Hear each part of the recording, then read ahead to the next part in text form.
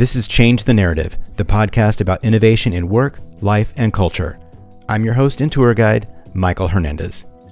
This season, we're talking to authors about their secrets and tips and their journey publishing their first books. And if you've ever considered publishing your own book and maybe thought you might want to co-author, this is the episode for you. I'm going to be speaking with a couple of friends and colleagues of mine who co-authored several books together about their secrets and tips about that process, what's it like to co-author, and their other secrets to publishing books. So these two guys are Stephen Valentine and Reshan Richards. Now, Stephen Valentine is the associate head of school at Montclair Kimberly Academy, which is a pre-K through 12 independent school in Montclair, New Jersey. He is the coordinating editor of Kling Brief, a newsletter for educational leaders published by the Klingenstein Center at Teachers College, Columbia University. Dr. Reshan Richards joined Columbia University's faculty in 2013, first as an adjunct assistant professor at Teachers College, and now also as a lecturer at the Columbia University School of Professional Studies. He served as CEO of Explain Everything, a whiteboard software company which he co-founded in 2011 until its acquisition in 2022. Reshan has co-authored with Stephen Valentine several books for organizational leaders, including Blending Leadership, published by Wiley Jossie Bass, and Make Yourself Clear, published by Wiley in 2019. He has a doctorate in education in instructional technology and media from Teachers College, Columbia University, a master's degree in learning and teaching from Harvard University, and a bachelor's degree in music from Columbia University. And they both work also co-authoring a fantastic subscription newsletter called Making the Case. So let's dive into our conversation with Reshan and Steve. All right, Steve and Reshan, it's so great to see you guys. It's been a while since we last spoke and actually featured you in the earlier episodes of this podcast. So really excited to come back and talk about book authoring with you guys. You've published several books even together. And so I'm sort of curious about that collaboration piece too that we'll get to. But sort of first, I'm sort of curious, how did you guys meet? And then how did you decide that you're going to write a book together? I could start the story, and Steve, you can fill in the pieces that I miss or drop. We started working together at the same school in New Jersey, and that year, or I guess in the first 2 years, my role was in the education technology leadership side of things, and Steve was on academics and the high school of the school. And we'd been making a big effort to kind of showcase or spotlight the various ways that technology was integrated or implemented in the school. And we ended up being invited to this conference where we were the showcase school, and we brought a bunch of teachers and we ran a bunch of sessions. And during the first year of working together, Steve and I had started conversations just around this intersection of leadership and technology. And one of the sessions that we did at that conference was around this concept of leading online. And so we'd done it as a session, we put some effort into it. And then I think we did that type of session one more time at another conference in New Jersey, something local. We're like, let's repurpose this. And I believe it was somewhere along that drive, one way or the other, we had a conversation. Well, what if we were to turn this into some sort of written piece? I don't think we necessarily said book. Steve had already had experience in the book publishing world. That was not my thing. I don't even consider myself a writer, though I've written many, many pages. And that's kind of where the ideas for collaborating on a writing thing work. So we worked together. That's where we met. But then our mutual interests in writing were shaped by really just sharing our work, and I think that was a common thread. Mm-hmm, mm-hmm. Yeah, I agree with all of that. Good job, Reshan. Yes, good. I didn't know if you're. That's what I seek your agreement at all times. But I think the key word that Reshan said was repurpose. I remember that ride. We were coming off of a successful presentation in that we shared a lot of information, and we had done it once before, so we kind of knew what we had. And I remember just one of us saying, it's too bad we didn't have a recording of that. It's too bad that we didn't Again, this was the before times. This was really before podcasting. This was before people like us were using transcription services and things like that. And we realized, if we just would have pressed record, we would have had this amazing transcript that we could have then edited and worked on. So we committed to recreating sort of what we had said, and that was where the book kind of got going. So I think you're going to hear that again and again in our work, and that if our partnership is good at anything, it's sort of stopping in the moment and realizing, hey, we should capture that in whatever way we can, and then apply some quick editing skills, design skills, whatever those things are, and keep spinning it up into something else. Interesting. So it was something you already had, and you just found a different way to share it. It wasn't something you just generated from scratch. You both sit down. Well, we had already said it. Yeah, we had already said it. So it's sort of like what's happening now. Like, we could be having this conversation, but you've applied a technology to it, and we're recording it. This was before we were really thinking like that, and it was the first time that we were like, yeah, we should go back and capture, and sort of record and document, and then in order to show more people, so it's really, and share with more people. So that was the impulse.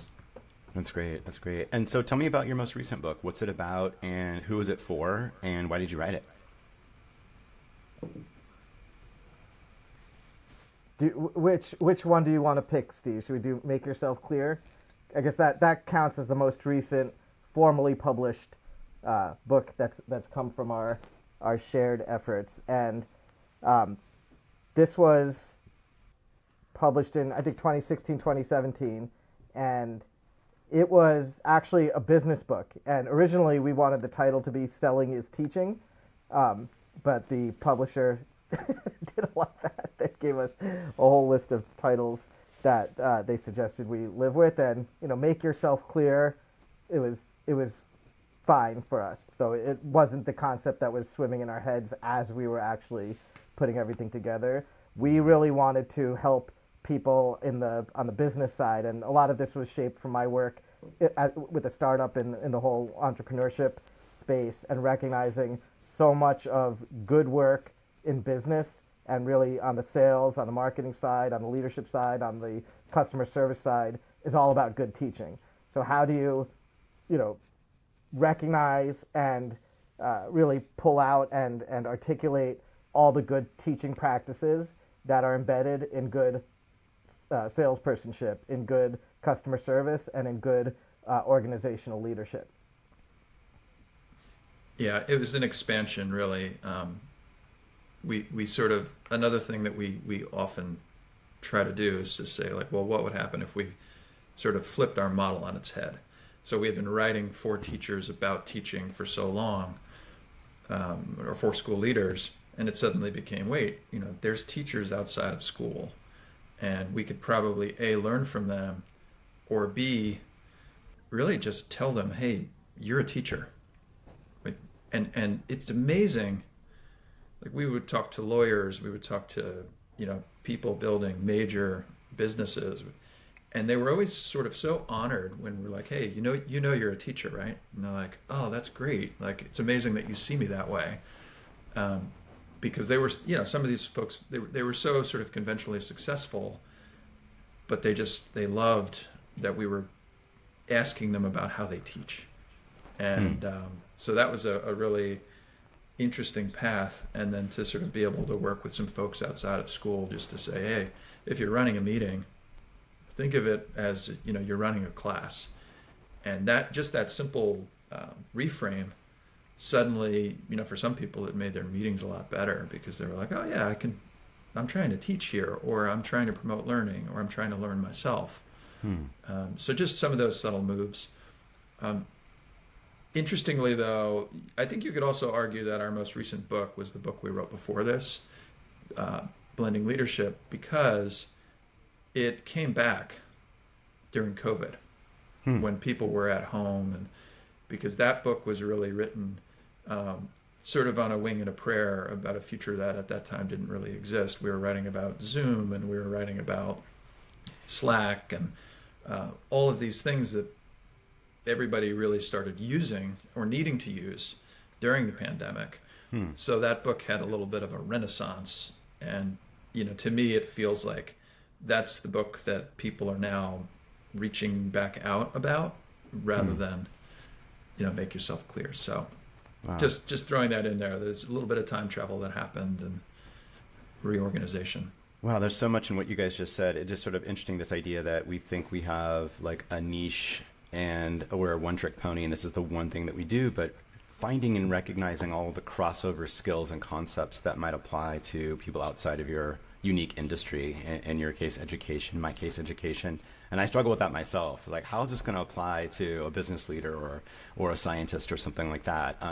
But there are, and I think maybe the success of a book is being able to identify that and address that in the book, but also in your marketing as well. How might this apply? And I found that to be true for my book.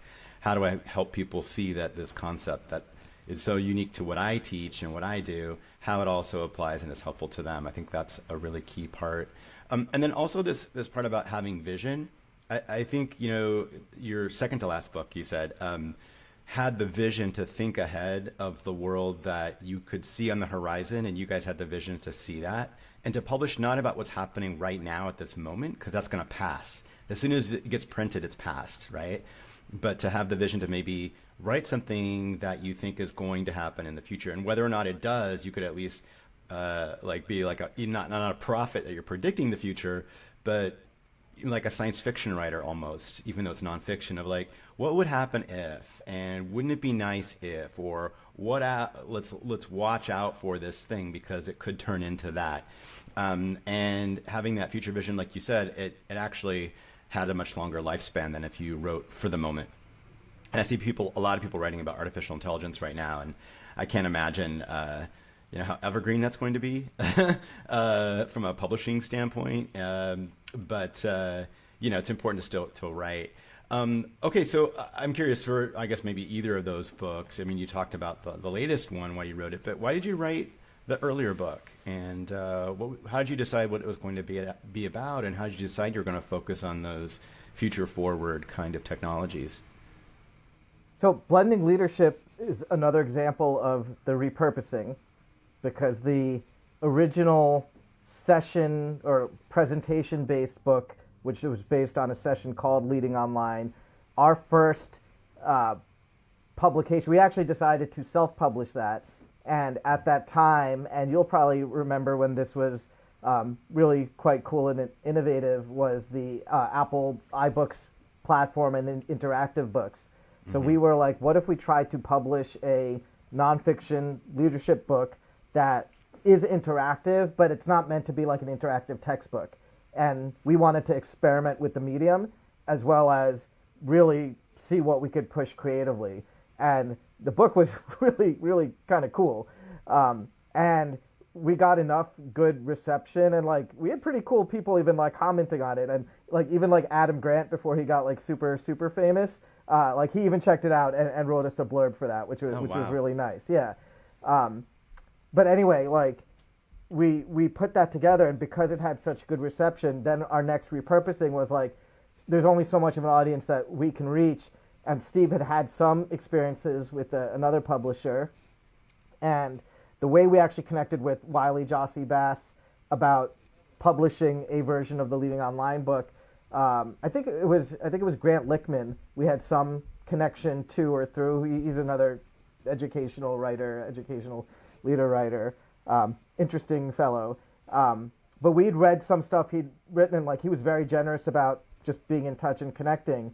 And through that, he at least got us an introduction to somebody there, and then the conversations were fruitful and interesting enough that they said, well, let's publish it. You need to pull your self-published version down, and like here's some different parameters we're now going to think of. But and then that book turned from being called Leading Online, which had a very kind of tech-heavy maybe bias, even just in the title, to the concept of blending leadership, which we were really trying to think about what's the online and the offline. And this, even the blended learning models and everything that came out of hybrid and fully on, like, again, this was 7-8 years prior. We didn't invent these things. These were things we were seeing happening around us and noticing and thinking, like, these could have some impact in education. We weren't predicting COVID, of course, right? Our horizon for when these things might start to intersect with our schools was probably going to be a lot longer, just based on how we see schools change. But we were saying today's leaders are the ones who, or today's good leaders are the ones who are noticing those things, and just always in a mindset of saying, like, how might this work? Not, oh, needs to work. So anyway, that's how blending leadership came about, through this kind of repurposing and evolution. Yeah.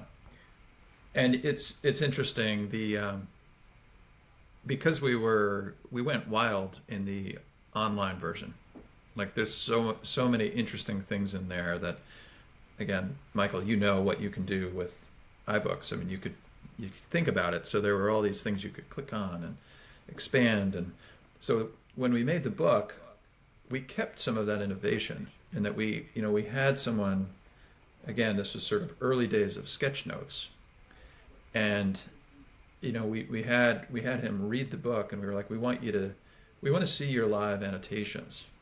Like, we don't want you to polish these too much. And I'm amazed that the book got published, because it's got tons of color. It's got heavy pages. It's actually beautiful to just flip through, like, words aside. And I think that way of sort of trying to innovate the book came because we were playing in this other sandbox, and we were like, what can we take along with us when we do this? And again, we had someone, I mean, the company was willing to go with us, which I think was great. We didn't do traditional illustrations. We had some figures and diagrams and screenshots, but then so the sketchnoter is a gentleman named Brad Ovanell Carter, who you may also have interacted with before. Yeah. And that was the charge. Like, we want you to read this, and we want our readers to actually be reading along with somebody else. So where the sketch notes appear were his real-time interpretations and reactions to sections of the book. And we did zero editing, and we just were like, we're putting them in. And he gave us like manuscript page numbers, like, here, this is when I did this, and we put them in, and it was awesome. That's incredible. I mean, I just love this. I mean, I know you guys, you're entrepreneurial, and not in a business standpoint, but I would say maybe not, that's not the right word, experimental. You're not afraid to use whatever platform you've got to experiment and try something new. And I think so many authors feel like they have to have their idea figured out and perfected, and then they just turn it into a book. And I like that you guys, sounds like, tackle your books as a what if project. What if we did this, or what if we tried that? And what if, like, Kill Your Darlings, like, we had this cool digital book, but what if we tried it as a traditional book? What would that look like? I like that mindset a lot. What if we tried to, like, a lot of times it was like, will they accept this? Will they even notice, frankly? But in the recent book, like, there's actually a section where we were thinking back to our childhood of, like, reading choose your own adventure books, which, like, I had this formative experience of, like, deciding I was going to write a book report in 4th grade about a choose your own adventure book. And then I, like, got halfway into it, and I'm like, oh man, like, which story am I tracking? How do you do this? I think that's why I ultimately went to graduate school, to be honest with you, because, like, that report just opened up so many doors in my brain about reading and the meta stuff. So, and we decided we wanted to build a part of this book where you would be reading, and then all of a sudden there would be a choose your own adventure section, and you would jump around. But we were not allowed to call it that. They have very strict copyright around that terminology. So we at no point could explicitly, other than explicitly say that those were inspiring formats of book, we couldn't describe our content design as an actual choose your own adventure. Yeah, so that's a whole other podcast series on copyright and all of that, right? And even book titling. What do I choose it, and how do I argue with my publisher about what I should call this book? But I kind of felt it's interesting that you mentioned that, Steve, because I feel like writing the book was sort of a choose your own adventure. I struggled. I think for the hardest struggle that I had was how to organize all the ideas. My concept for my first book was not linear. And people have actually said, and Rashawn, I think you actually said it in a review, that you could jump around anywhere in the book and pick up and be just fine. You don't have to follow in a linear line. That, I'm reading a book now that's like 400 pages long and it's dense, and it's like I have to follow along. It's like, that Netflix series that you binge. You can't miss the episode, otherwise it's not going to make sense in the next one. So I think it's interesting to think about not only the writing experience as a choose your own adventure, like you could take it so many different ways, which can be overwhelming, right? And paralyzing, because you're like, oh, I could go a million different directions. Which one do I choose? But then also as a reader and thinking about that experience of like, how do you make this interactive, even if it's on paper? And I think it's interesting to think about that as you structure a book and what kind of content you're going to have. I think that's an interesting concept to play with. Okay, so you guys wrote your first book. What were some of the biggest challenges you faced in writing it? I mean, it sounded like you guys had the idea presented already, sort of had the main ideas that you wanted, but what were some of the biggest challenges you guys faced sitting down to actually write it? Well, I don't know. I can't say I had much challenges because Steve loves writing, and he obsesses over crafting the perfect sentence and shaping things beautifully. It doesn't surprise me. I think one of our, I guess one effective dimension of our collaborative approach is that I can get ideas down in the way that is most efficient and effective for me, which is usually like stream of consciousness that I will usually type. Steve does a cool thing. He dictates and then transcribes his stream of consciousnesses. Is that the correct plural? Consciousnesses, yes.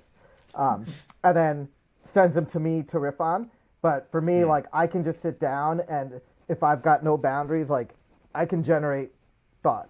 But then sometimes it'll just be like a doodle or some interesting diagram that I've made in Keynote for a presentation, and I'll just send that to Steve and be like, check this out. And then that turns into an idea. So I think this is flipping the concept of what's a challenge, looking at from a strengths-based place, something that's been effective for both of us collaborating, but I would guess, somebody who's taking on this challenge individually, just focus on the things that you're really good at or really comfortable with to get your ideas flowing, and then, either develop your own competencies in those other areas or recognize there's many people out there in the world who are going to be good at that other thing. So don't let the entirety of a book production process bog you down, because there's so many places to turn. But ultimately, if the ideas are in one's head and the goal is to make them externalized for some audience, that the hardest part is to get those ideas out of your head and into something material that somebody else can then take to the next step or to the appropriate next step. Wow. Yeah, I was going to ask you about that. How did you decide to co-author and what that working relationship was like? Could you tell me a little bit more about that ideation riff? You just wake up in the night and you write something down and you email it to your partner and say, go for it, talk about it, think about it, and then you come back. Is it one person had a lot of ideas and the person was more of an editor, refiner?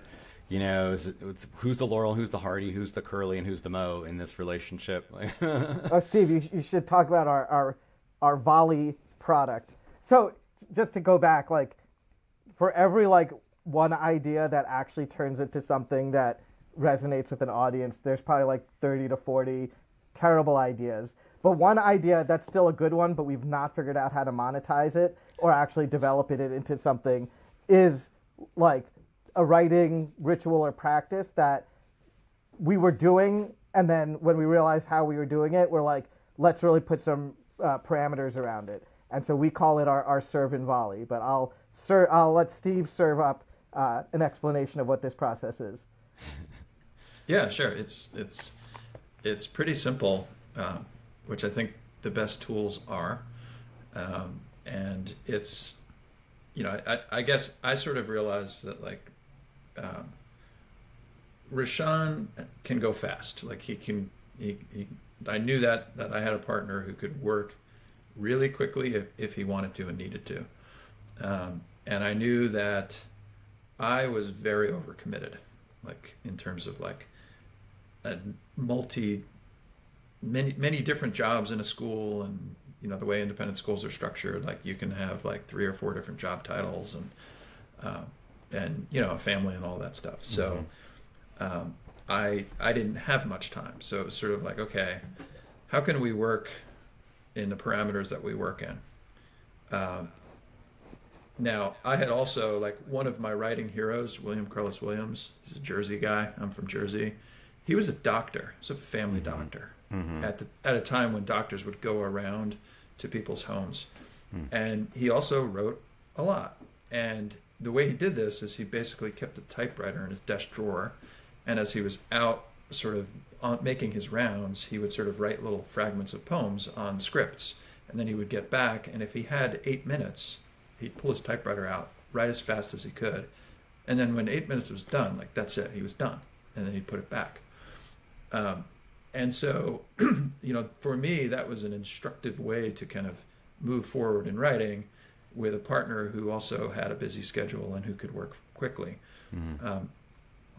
So the volley, I said it was simple. I've now made it sound not simple, but it's simple. If one of us has an idea, we would that would be called a serve, and it would go out through email to the other one. And then literally the idea in the beginning was set a timer. You have 5 minutes. Set a timer, and your only job is to take this from 0 to 1, 1 to 2, 2 to 3. You don't have to take it from 3 to 15. You just have to change it, advance it in some way. And then when you're done, you send it back. And that's the volley. Wow. And that would allow us to spin things up and then at a certain point decide, is this worth committing to or not?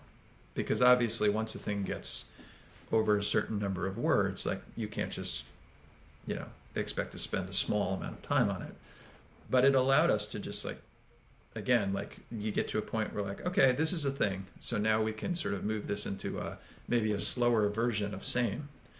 Or we're like, okay, now we're going to need to edit. Or now one of us is going to have to sit down and, like, put time into this. But, that's it. And, like, as Reshan said, like, we're as entertained by the bad ideas as we are by the good ideas. Like, it's like we have a huge collection of, like, just terrible, hilarious ideas. My GoDaddy account has, like, all these, like, terrible website business product ideas that somehow revolve around our collaboration, but, like, we get an idea and then, like, I look for, like, the cheapest domain variant of it, and, like, I lock it up for, like, 5 years just in case, right? Yeah. So I feel like I have to give your listeners an example. Yeah. Okay. At one point in the middle of something we were writing or doing, one of us came upon an obscure article in some research, I don't even know where we found it, about how Twinkies, the food, is it a food? I mean, yeah, you eat it, but I don't know what it is. But Twinkies were apparently going to disappear. They were going to stop being produced. So we were like, we should literally, like, take some of our book proceeds and buy, like, 1,000 Twinkies and then store them and then reintroduce them. So that was, like, something that, again, like, one of us volleyed. And then at one point, Reshan writes back and he's like, he had bought a website, like, we got Twinkies dot something. .info. It was not .com. Yeah, the .com is not available. Yeah, and I'm literally, like, at the point where I'm, like, thinking of bringing this idea to my wife. Is like, hey, we might do this. We might need to store some Twinkies, and we've got the website. And she of course was like, I won't tell you exactly what she said to me, but then Twinkies came back. Like, I think someone decided, like, we're going to keep Twinkies on the shelves. So anyway, they saw the run on domain names on GoDaddy and decided it's organic marketing for them.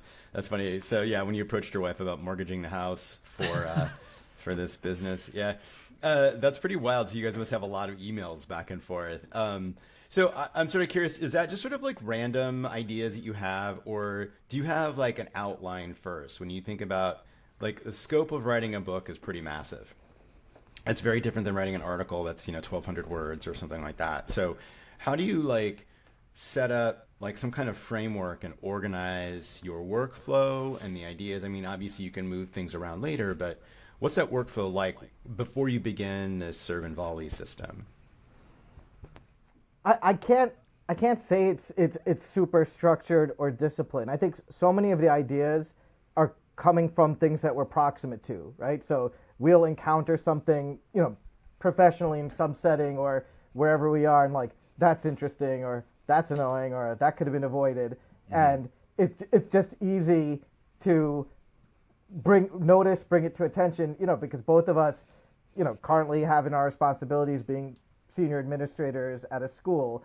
So we know in both of our leadership practices, as often as you can have a channel to the outside world, it only helps to inform your own practice and let you support your context that you're primarily responsible for. So even if we weren't writing, I think we would be sharing these things that we're noticing.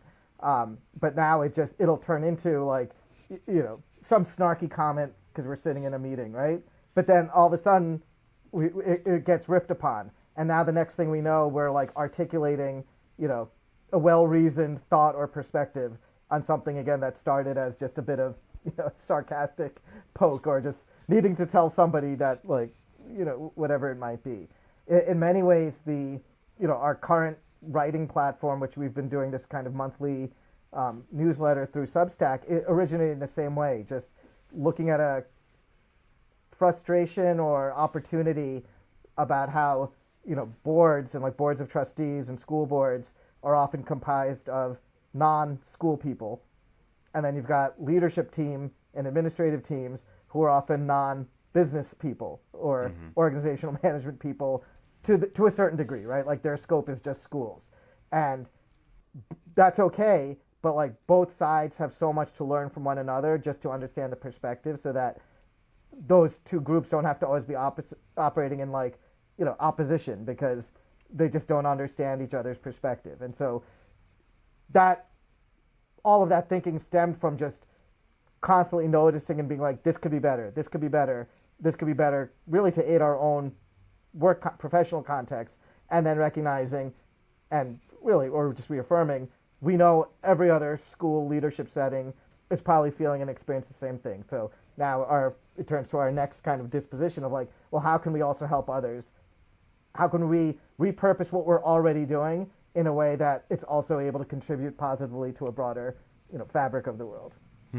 Yeah, so tell me about your newsletter that you do. I know Stephen had mentioned before we jumped on this call that maybe you're thinking of not even doing another book, but instead focusing on the newsletter. And I started my newsletter before the book, and it sounds like you started your newsletter after your book. And I'm curious why you would choose one versus the other. What are the advantages of writing and sharing your ideas in a book versus a newsletter, and why you're leaning towards a newsletter right now? I mean, Stephen, I'll let you chime in on some of the newsletter things, but throughout all of our work, we've always had various iterations of mailing lists, and we've had several starts and stops around a dedicated newsletter concept.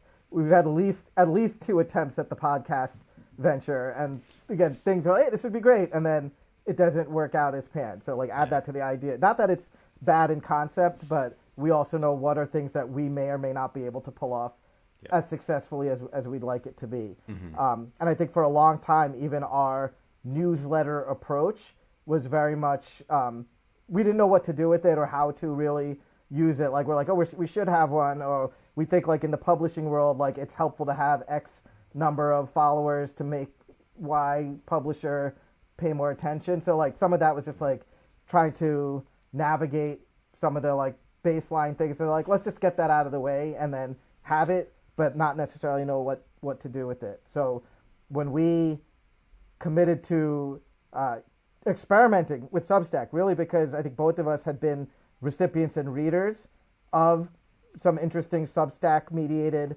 writing, and it was like, this seems interesting, like we like it as a recipient, we should at least learn it and understand it, and then have a conversation of like, could this be a format? So the reason why our newsletter has existed kind of post book, it also existed during book, but not at all in the same way. We were doing like MailChimp before, but we had a committed subscriber base there that we were able to then invite to port over to the new platform. But that's like on the mechanics. Steve, what are you feeling as a Substack reader and writer? Yeah, the one thing I would add, and you may not even know this, is for me, like I've always had in my mind, I think it was Kevin Kelly's idea of like find your 1,000 true fans. Like if you can find 1,000 people who are kind of into what you're doing, that can be a fun sideline. Like that can be a really interesting thing to take with you. So the very first time I published an article way back, and I was writing my byline, I was like, wait, like I'm about to sort of like 10 people to 100 people are about to read this. Like, and it would be cool if they could stay in touch with me. Like that was my impulse. So when I published my byline, I put a blog address in there that I'm like, all right, so I created something and then put it in the byline. And, so from the beginning, I was like, cool, like I can build this relationship over time, which eventually the people who were following that blog over time merged with people who were following Reshan's work. And then we get to this mailing list. To me, yes, I know what they say out there, that you should sort of, have your mailing list before you publish your book, and so that you can sell into it. I understand that from a business perspective. For me, it was like, wow, like we have this audience that cares about what we do. It's not huge, it's not tiny, it's like it's in a good place. And Substack was a way to, again, just continue to connect with and serve that audience in a way, and sort of stay in dialogue. The project will end, and then the question that we'll ask ourselves is like, okay, what can we offer next to this group of people who have been loyal to us in terms of their attention, and then also in terms of if we have anything that we're trying to sell. Again, like enough of them will say, hey, we can support that. Like we've been hearing from you for years. Some of it's been great, some of it's been nonsense, So there's that. And Substack's been, again, a good experiment. We found a good rhythm with it. We have a format that we like. I would say we have a product. It's the first time that we've ever created a really sort of predictable product, which is slightly new for us. And so it's like, it's definitely serving a purpose.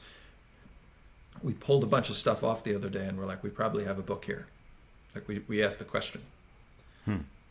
To which Reshan said, like, I don't know, I don't want to quote you too much, but like it led to this kind of wild conversation about generative AI. And there was a basic question that we've landed on. When have you written enough words, enough pages, that you really should have your own generative AI that can kind of mimic you enough, and then you don't have to do that anymore? Because we've written a lot of words. Yep. And so we're in this conversation, and we're starting to pick the brains of people who like are PhDs in machine learning, and we're starting to ask around, like, is there a tipping point for a writer where you've written enough that something could sound enough like you and think enough like you that it could serve that need for people, and then you can go off and do something else or different. And Reshan, you may have more to say about this, but it's kind of, that's been the nature of our background conversation lately.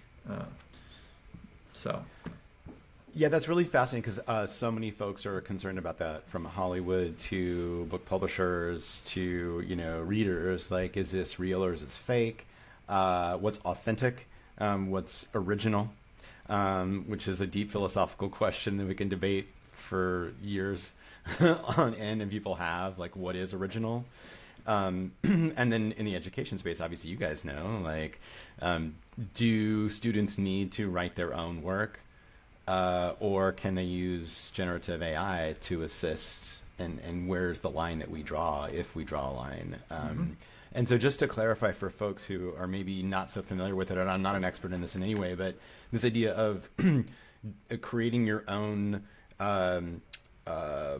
artificial intelligence sort of domain that you have trained with your own work, so that it can speak in your voice and maybe your logic a little bit, use your reasoning, and then you would still continue to add ideas or prompts into it, maybe new data or research that's been done, and say, okay, now make something out of this in my voice. Am I understanding that correctly? Yeah. So even the OpenAI or ChatGPT product folks, their org structure and who's making money versus who's truly open source is a little bit nebulous to me.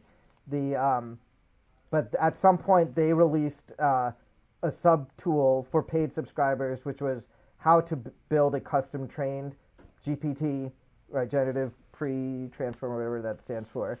And so I built a prototype to just show Steve, one, how quickly he was able to do to spin it up, but then just to see, like, let's just do like a little reality check here to see like what happens. So what I did was I uploaded, and who knows where this is going. I took the manuscripts from both of those two recent books. I took every single newsletter that we had published up to this point, and put it in there. And then I also gave it a sense of the kind of format that we've been writing, and just said, like, let's take an idea we've been thinking about as a newsletter topic, and just let's do an A/B test of like our thinking versus what the machine produces. And it's still like it doesn't feel like us yet, and I don't know if we want it to, but like it was just interesting to see how that reflected back in a way that it's like, okay, it's not only like just picked up on the content, it knows our background in working in schools, and it's applying this bias and however it's deciding to filter or frame things. So so that it is possible to build as a tool is interesting. Whether that becomes something that can truly be said like, well, that's Steve and Reshan writing, I don't know, right? And that's, I think, that existential question, right?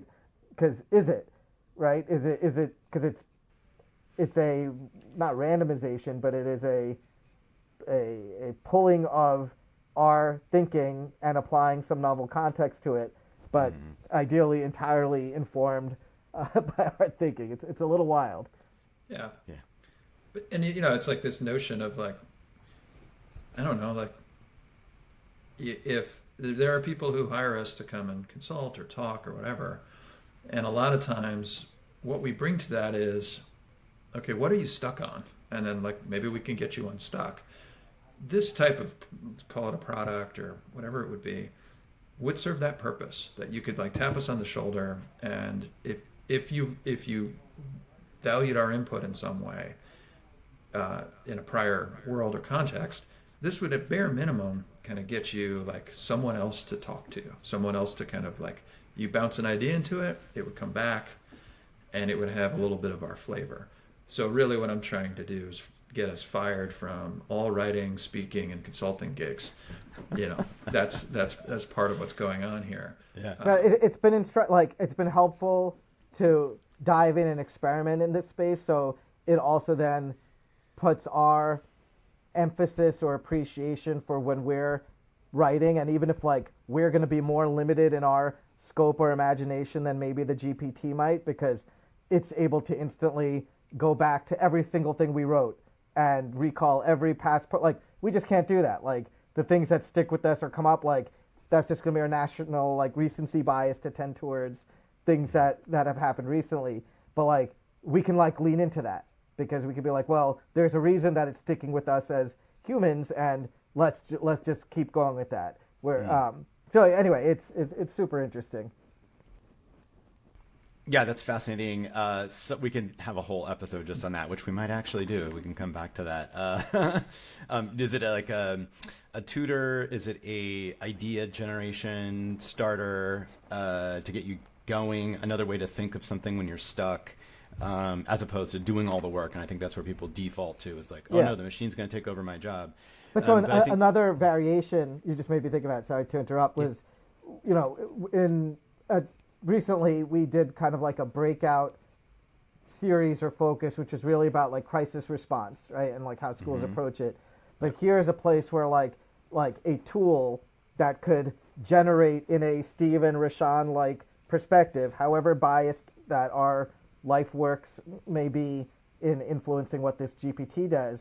But if you're like a school that's encountering something it's never faced before and there's no playbook, here's a way to use this type of structured tool to be like, oh my gosh, like, you know, this building burned down and burned down the neighbor's property. Right? Like, whatever that might be. Like, here's some, you know, novel thing. Like, put it like, how do we respond to this? And even though it's not going to be a comprehensive textbook, it gives a starting point when you need to work quickly to just go from 0 to 1 in kind of a responsive situation. So that's a place where I see like, okay, this is where the tool and a filtered version of the tool, or an augmented version of a GPT tool, because you know what's behind the thinking of, you know, who has ultimately trained it. 100%. And I see my students using it the same way, like just as a starting point. Instead of staring at that blank page, like, give me a scaffold. Like, here are my ideas, right? And my fiance, who's a writer and a publicist, you know, uses the tool to kind of think about different ways of approaching it, different stylistics that sort of spark a new idea when you get stuck, which is, we get stuck all the time in our writing process, either coming up with an idea to begin with, or I keep saying the same thing in the same way all the time. I need something fresh. What's this, like, just to break me out of my routine. I think that's really important. And then one other thing that Steve was saying that's I think is really important is when you work with other people, when they hire you to be a consultant, they're not hiring GPT, they're hiring you. And I think, you know, same thing for picking up a book. People want to hear your unique perspective. And so whether you're using this tool or whatever tool, spell check, grammar check, you know, a colleague to help you edit it or whatever, like, people want you for who you are and your unique perspective. And I think sometimes we lose sight of that, whether it's a technology or before GPT or whatever, that we don't have anything to say and we don't have anything of value because it's already been said. And so I think that to kind of keep our eye on, and this is a great reason for me to think about and use ChatGPT, is it's a great reminder of what is original and what is unique to me as a human or my students as individual humans. And how do we recognize when we start using that tool, like you were saying, it comes up with some flawed or not so interesting ideas. It's a great reminder to step back from what we've done and recognize that individuality and that need for originality and uniqueness that only we can provide. So I think that's a really great thing to try. I've yet to see anything AI generated that's trying to be like witty or funny actually be witty or funny. That, like, I find, you know, the AI generated imagery and video, like the absurdity of it, like that to me like brings me joy, but only because it's the AI trying to be real and like failing, you know, not failing at it. But in writing, like, I don't think I've ever read anything generated by AI that was like, ha, clever, or made me giggle or laugh or anything, like, which I think is, to me, the ultimate indicator of like transcending, like replacing the person, just who can make you crack a smile or read the moment and like break tension or find those things. Like, no robot's ever gonna be able to do that. And I think we crave that. Like, we love that.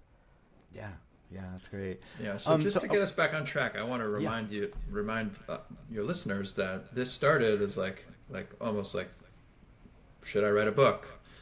That's what this is about. And I want to kind of go backwards for a second. I mean, that was a question I recently asked Reshan, and what you just heard has been our dialogue since. It's like, should we not? So anyway, trying to help you out here. No, that's great. I love the printed book as the format, but we already know, like, we can produce a printed book. Like, we can circumvent publishers. So then the question is, like, are we trying to sell a book? Are we trying to make money off of our writing? Which to me is very different than saying, you know, we want to produce a tangible, beautiful artifact of our thinking that will resonate with 1,000 people in the world, because we find fulfillment out of helping those who have historically found our work helpful. Like, we can do that, no problem. So then it really is like, what's the real motivation behind wanting to get into like producing a book? Is it personal accomplishment? Is it wanting to have an impact on the world that, like, ideally through a good publisher, like, you were able to leverage their reach and impact. Though I think it's very good to be clear with your publisher, like, how much marketing and reach they actually have and will do versus what they're expecting the author to do. And I think that to me is one of the biggest, I don't want to say disappointments. Maybe I went in the first time thinking like, oh my gosh, like, it was similar to like when people used to get signed to like record deals back in the day. Like, you'd think like, oh, you're set. But like, there's so many steps along the way that like are necessary to actually turn into like some big hit. So that's just the reality. The publisher, like, will get it printed, we'll put it through editorial things, and they'll tee it up. But then so much of the onus of the marketing and amplification falls back on the author or author team. Yeah, absolutely. And that was going to be my next question, is working with a publisher versus self-publishing and what to expect. So obviously you're saying, and I found this to be true as well, that most of the marketing is on you. And it is kind of in a good way, maybe in some ways, because it is your voice that people are looking for, not, some business person somewhere in an office. But what should new authors look for in a publisher? So if you have a couple of quick tips, and should you self-publish or work with a publisher? What's your advice on that? I appreciate working with a publisher that there's timelines and some external accountability. I think that's helpful for the good or bad that comes out of those timelines or processes, but I think having an accountability partner that's external is like a helpful driver for getting things done. Mm-hmm. I think the self-publish, if you've got good distribution and marketing plans all set, these days, I don't know how much is there to benefit, again, outside of that you're so successful that you just don't have time to do it. So therefore, it's better to like pawn it off to a publisher to do all the work, and they'll happily do it because they know they're going to be able to move copies. Mm-hmm. But I think it's a good experience, because again, if they're depending on what's driving you, right? If it's they're like you want to have something printed, you want it to, even for a few weeks be available, in the bookstores and showing up on the Amazon new releases list. Like, for some people, like, that's what they want as a stepping stone to some other future professional step. So it all goes back to like, what is your ultimate goal of wanting to have a book produced, and then that should inform whether you want to self-publish or if you want to work with a publishing partner. Mm-hmm. Yeah, you learn a lot, right, as you go through it. The publishing industry is really like getting picked. Like the first time, you're like, wow, they picked me, right? They invited me to the prom. Cool. Like, I've always wanted this. And there's a mystique, right? And there's a little bit of an ego or status game at play. So, and there's nothing wrong with that. Like, you're going to work hard on it. You're going to put it out in the world. As Sean said, it's an accomplishment. But as you sort of move along, I think it's really helpful to know, like, for example, one of the most successful authors that I know, I'm not going to name names,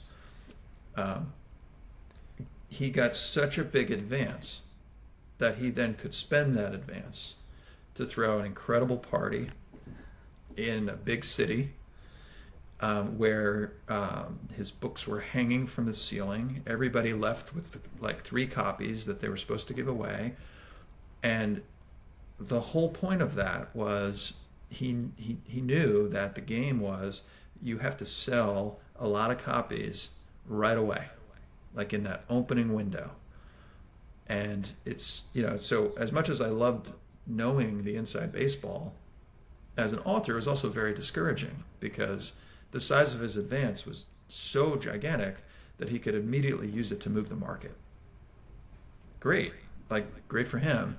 Most people are not getting either any advance or enough of an advance to even buy a birthday cake and launch their book. So it's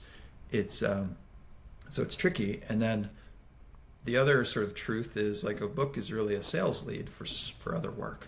You sort of realize that a lot of times, like, where you're really getting traction around a book is like, oh, great. So now you have all these new speaking engagements or all these new people who want to connect with you because of the book, which is wonderful. It propels you forward. You can get that with a self-published document if it's high quality enough. So again, I'm just sort of throwing some things out there because we did have to make a decision at a certain point. It's like, do we want to really try to win the first game? And we understood what it would take to win the first game. And frankly, it was really expensive to win the first game. And blow our life savings on getting it placed in one Hudson News in Newark Airport, Terminal C by gate, 143, and that's what it would take, Yeah. So that's great. And we're not, again, we're not sharing this like with any sort of cynicism or whatever, but it's just, you got to know the game you're playing and trying to win and really understand it, know yourself. In our case, know our co-author. And I think, it helps to have, like, we're really values aligned. It's like, and we didn't start out that way. We didn't sit down in an office and say, like, let's shake hands and have a partnership and write our values on the wall. It's like they emerged over time. It was, again, we wouldn't have kept playing tennis with each other if we weren't enjoying the game, benefiting from it. Like, it's interesting. Like, I haven't actually been in the same room with this guy. I don't even remember the last time. And so we've produced what we produce. It's just it works. And then every now and then we're like, hey, we should get together. So that's great. That's great advice. And that leads me to sort of my final questions, which are, should everybody write a book? And if so, what are like maybe 2 pieces of advice you would give to folks who are thinking or considering about writing their first book? I think everyone has a story to tell, a lived experience that should be documented and expressed in some way, whether that takes the form of a piece of writing or it's some other expression. I think there's something very powerful in externalizing lived experience, whether it's a life story or just a moment or a series of moments. And I think it's both good for the self, but it's also good for the collective. I think it's the way we learn. I mean, I know you're a storytelling expert and person who shares the importance and the necessity of storytelling, for all of humanity. I think then for some people, the way of documenting and sharing those moments is in the form, of the written word assembled on pages and bound in a book, whether it's from a publishing company or any of the tools that allow such an artifact to be made these days through self means. Like, again, that goes back to the original question, well, what's the intent? But the starting action of, like, how do you get what's here, and which is temporary. As soon as you pass away, that goes away. And I think everybody has that opportunity to leave some imprint, some artifact for others to learn from. And I think that's just like a wonderful thing. Yes. Second, ditto. I think it's kind of funny. Like, a lot of times, this happens probably more than it should. Someone will come into my office to ask me like a very basic question, like, hey, can we schedule this fire drill? And they'll leave like 25 minutes later with me trying to convince them to write a book. And like, it's actually happened way more than I would probably like to admit. It's just, I get it. Like, we get into a topic and then I'm like, oh, you should write a book and this is how you do it. And so my advice always is the same. I say, let me send you a book proposal so you can see like how you would like structure this thing in order to sell it. It's always the same. And then generally, like, I will help anybody with their book proposal because I find it to be really valuable exercise to sort of test out, like, okay, can I put this in order? Like, can I like have the bare bones? And then I also would say, and if you're going to do this, you do need to start thinking about your audience almost right away. And you have to start like this parallel process of starting to like organize that audience and speak to them. So those are the two things. Like, here's a proposal, here's a sample, this is something I was able to sell, and then audience. But that happens like probably once a month in my life. And so maybe that's why fewer and fewer people come to my office. It's possible. I should track that. Maybe that's intentional. Yeah, don't go in there. He's going to make you write a book. That's fantastic. So where can people reach out to you and find your work? I know we're going to have links to the book and your newsletter called Making the Case, which is an amazing title for a newsletter, on the show notes. But where can people get a hold of you and find and see more about your work? So the best place would be to visit our blog landing page, makingthecase.substack.com, and that you'll get access to us immediately. There's contact information there. The email is just makingthecase@substack.com, and that goes to both of us. And then we're always, I'll speak for myself. Sorry, Steve. I'm always happy for connections on LinkedIn and having folks reach out there. I find that to be the right type of social network that I can interact with and feel very much in control of the narratives and other conversations that are happening there. Mm-hmm. Yeah, LinkedIn. I mean, we used to really get a lot of benefit out of like Twitter, for instance. Just not anymore. Like, I just haven't been there in a long time, and I guess it has a new name now. Yeah, and I haven't tried Mastodon or Blue Sky or any of these other emerging spaces. There was this glory days of Twitter in the ed and ed tech space, which I know I benefited from so much, and I tried to contribute back into that space, but unfortunately it's turned into a different sphere. Yeah, right. So LinkedIn is the only thing that feels safe and appropriate. Or you can just come to my town and just start asking for me. That's right. Just start, like, go to the supermarket or whatever and be like, do you know where Steve Valentine is? Like, They're that like, would be, guy. You'll find me. You'll find me. Okay, that's great.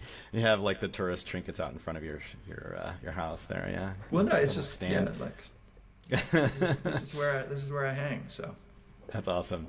Stephen Valentine, Reshan Richards, it's so great to speak with you guys as always. You're inspiring and thought-provoking, and this has been a great conversation. So thank you so much for being on the show. Thanks, Michael. Yeah, thanks, Michael.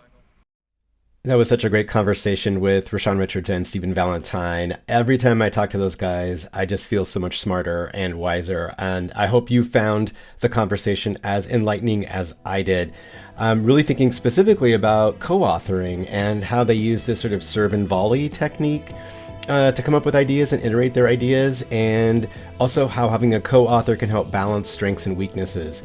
I also really appreciated their frank conversation about artificial intelligence in the writing sphere, and actually being honest that maybe a book isn't the best way to reach your audience. And as I mentioned before, they have a really fantastic and thoughtful and rich newsletter, and so maybe that's an option for you on your journey, or instead of a book. So keeping all the options open. So on the show notes, I will have links to their books, their newsletter, and other resources that they share with me.